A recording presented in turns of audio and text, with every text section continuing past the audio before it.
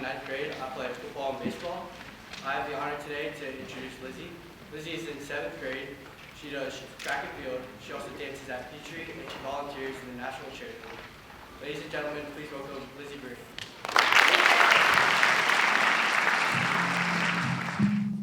Hello, my name is Lizzie Bruni, and I am in 7th grade. I love to dance. I started dance classes when I was this tall. I quit when I was this tall. But I tried again when I was this tall. Now that I am this tall, I take 2 types of dance classes, modern and musical theater. For my modern spring recital dance, we had a move in our dance that required us to keep our feet in first position. First position is sort of like a V with your feet, like this. Thing was, nobody in my class was remembering to keep their feet in first position, so the move always looked sloppy. Finally, a couple weeks before the recital, everyone started doing it correctly. And suddenly, the move looked so good and very clean, which means that it looks seamless and sharp. Cleanliness can make or break the look of a dance because it determines if everyone does the same move at the same time.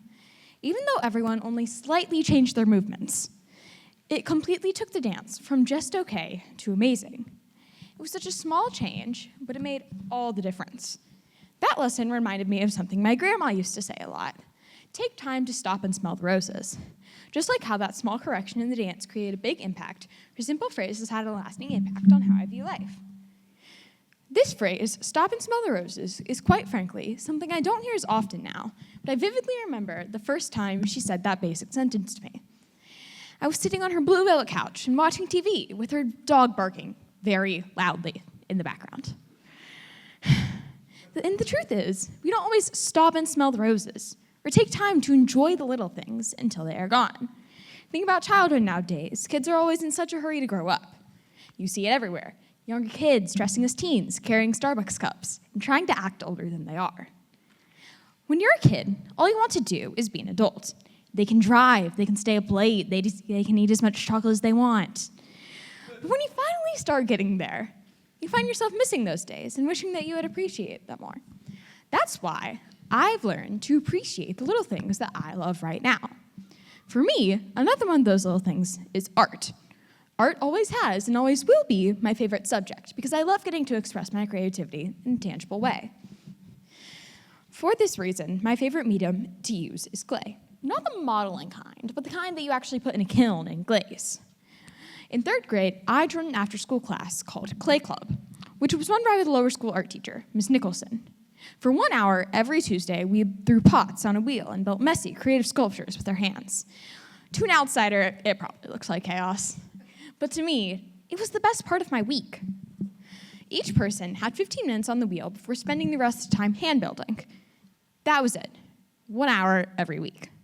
But it was so fun that I did it for a total of 6 semesters and never wanted it to end. I even came back both last fall and this fall to help Ms. Nicholson out with Clay Club. That 1 hour a week might not have seemed like much, but it shaped some of my happiest memories. Again, small thing, big impact. One thing I have now in middle school is recess. In high school, you have free period, but it's just not the same. Once I leave middle school, I won't get to play Foursquare outside with my friends. I'll still get a break from classes. In 8th grade, I'll get recess again. But once I reach 9th grade in high school, I'll lose that privilege. So if you feel like you're rushing to grow up, rushing to get to the next big thing in your life, rushing past seemingly insignificant moments, take a deep breath and remember that time moves fast enough on its own. Don't feel rushed to grow up or be more mature, and appreciate the little things that make you happy, like dance or art, because those little things often end up being the big things after all.